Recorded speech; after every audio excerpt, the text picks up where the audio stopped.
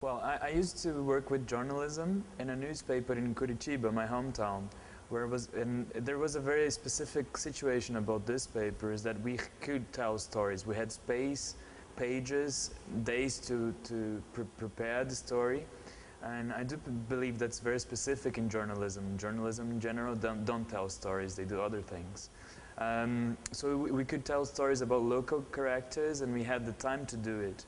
And it was I spent a year working with this paper, and it was the greatest experience I've had with journalism. And knowing that I like to tell stories, a colleague of mine who's 8 years old and considers himself a dinosaur of journalism, he came to me someday in a very dramatic mood and told me, Rafael, I remembered the story of this lady, and it's so incredible. I've been to her house. She has this collection, this fossil collection. She's got dinosaur eggs in her living room. She's got mammoth skin, a collection of gems. You should really go after her. And that's what I did. And that same week, I went to her house, and I arrived there at 7 p.m. that evening, and we stayed up to 4 in the morning talking about her life. It really impressed me that beyond that collection, her presence was much more interesting. So it's not usual to go into a living room that has a dinosaur egg's nest, but she was even more impressive. And at that point in my life, I had decided to stop making films, because when I looked at them, the 3 films that I had made so far, they didn't really interested me. So I decided at some point that if I were to make a film again, it was to be about this woman, and I decided to do it thoroughly. So if I were to film again, I had to do a film up to the end. So I spent 2 years in the making of this film, and it had ended up being a film not about the fossil collection, but about the love story of the couple who built this biggest fossil collection in Latin America, which is in their living room.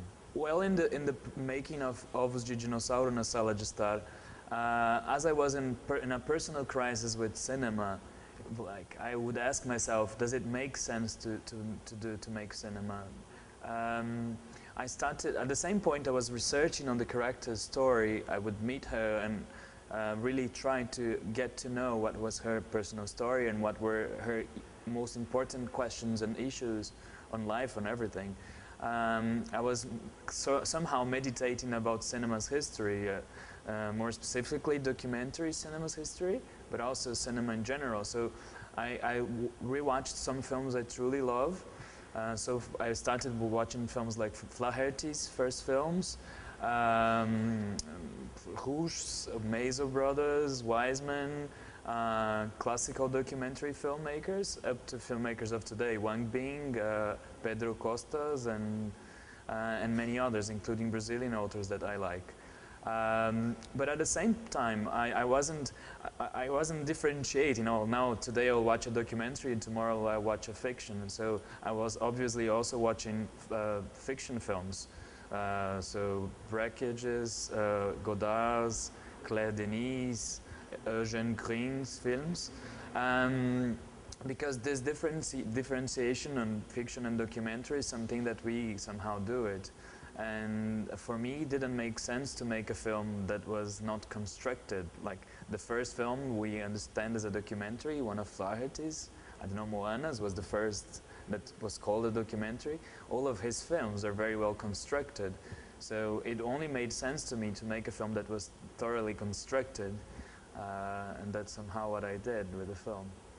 When you look at the characters, Atragnewd herself has something to do with Brecht, because she has a very own style of acting.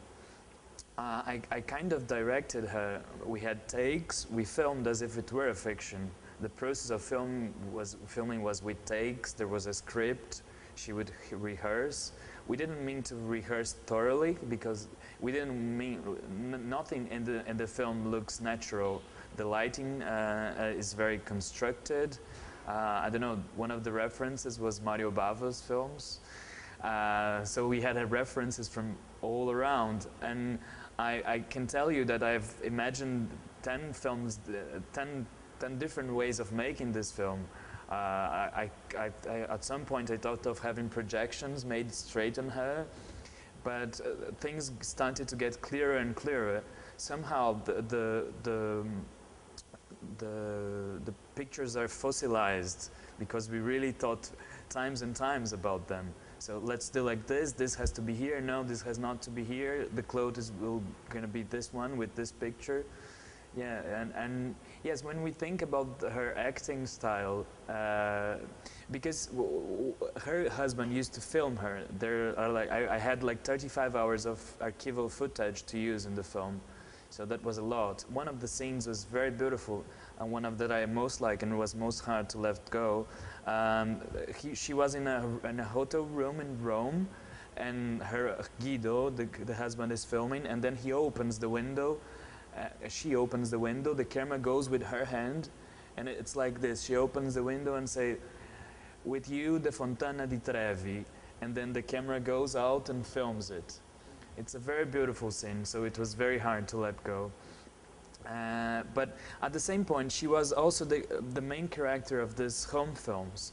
So she had her own acting style, and at times I believe that had Antonioni filmed her, she might have been a cinema diva, a cinema goddess, because she's really beautiful and she has this port.